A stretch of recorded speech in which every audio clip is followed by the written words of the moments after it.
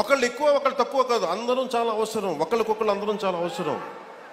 నేను గతంలో కూడా చెప్పాను, గౌరవ ముఖ్యమంత్రి గారిని లాస్ట్ టైము గత ప్రభుత్వం ఆయన జైలు పాలు చేసినప్పుడు కొద్దిమంది జనసేన పార్టీకి సంబంధించిన మద్దతుదారులు ఏదో మాట్లాడితే తెలుగుదేశం పార్టీని దయచేసి అలా బలహీనంగా చూడకుండా, చాలా బలమైన పార్టీ, దాన్ని గొడవ పెట్టకండి, దాని అలా ఇంత నేను గౌరవించాను.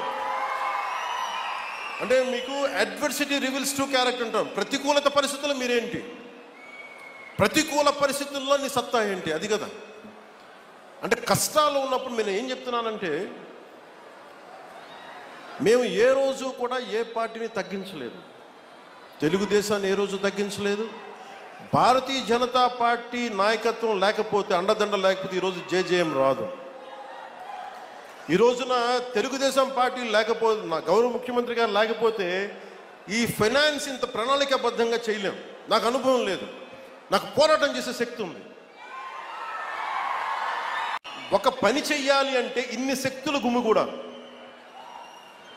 అన్ని వేళ్ళు ఒకలా ఉండవు, కానీ ఏ వేలికి ఈ బొట్టనేలు తీసేస్తే ఏం చేస్తాం, ఏకల వీళ్ళకి ఏం చేయలేము.